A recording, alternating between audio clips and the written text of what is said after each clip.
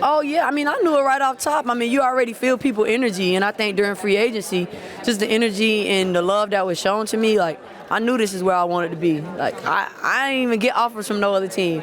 Right when I talked to them, like, I gave them the number. Yeah. No, literally, I gave them the number, and they was like, yeah, we could do that. And I was like, all right, I don't need to talk to nobody else. Like, this is where I need to be. That's the type of energy and love that they shown me. That's why when I talk and I tell y'all how appreciative and how much I love being here, is because they really chose me and I really chose them. Like, it was no other, like, it was no blur area, no gray lines for me. Like, this was it. This is where I wanted to be. So I assume you like to be called point guard now? Nah, not yet. Next year. I told them next year I'm going to step into it. For now, I'm just enjoying the moment. I ain't really wrapped my mind around it yet, but I think I'm slowly getting there. So next year, I'll definitely be ready to be calling myself a point guard. What is it about? Is it the label? I don't know what it is. I just think I'm having like this imposter syndrome a little bit. And I think like by next year, I'll be over that for sure. Especially because my favorite player is Chelsea Gray. So it's like, how the hell I'm gonna call myself a point guard when I'm looking at somebody like her? And when I look at her, I'm like, that's a point guard. Like, and I can't do the things she do yet. Are your other favorite players, are they also point guards? Do you think that could have like... Nah, my other favorite player with DT combo, Maya Moore not no point guard, and Cappy Pondexter, she was combo. So like, Chelsea Gray really became my favorite player when I became a point guard, and I realized how hard it was. And I'm like, wow, the things that she do at this position is insane. So like, yeah, next year for sure. What's been the hardest thing about it? What's been the hardest thing about it? I think just making that, it's the mindset transition. Because being a two guard, you just got to worry about scoring and being where you need to be. Point guard, you got to worry about where everybody need to be. You got to be able to feel the temperature of the game. You got to know how to keep everybody composed, what play come next, how to be able to be an extension of the coach. So it's just so much thinking at the point guard position where it's like at the two spot, you just out there, you got to go hoop. Like, go make your shots. If you coming off a stagger, you know you need to go score. Maybe 1-2 dribbles at max when I was at the shooting guard position.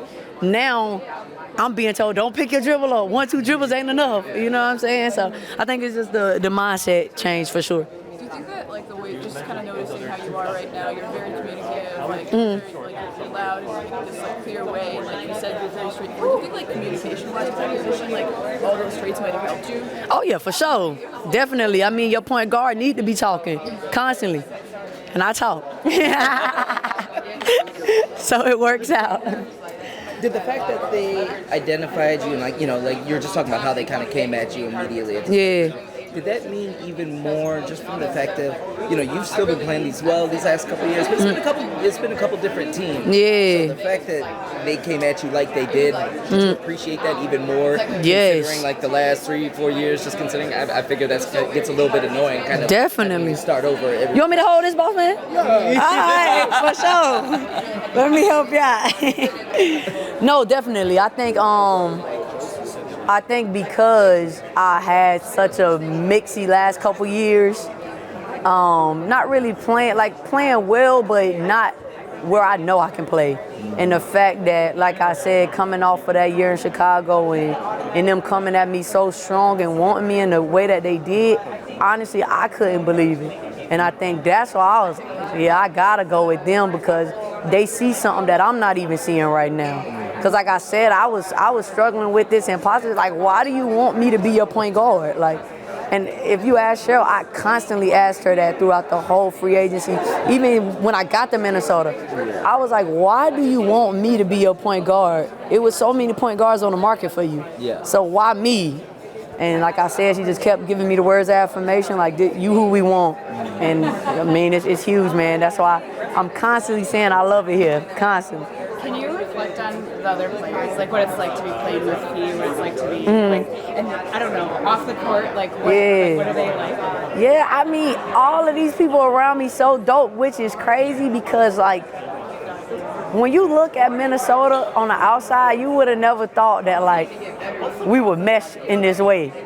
Like, and I think the way that we mesh so well, our personalities, like, it's crazy. And it happened during training camp. Like, we knew right away, like, we about to be special.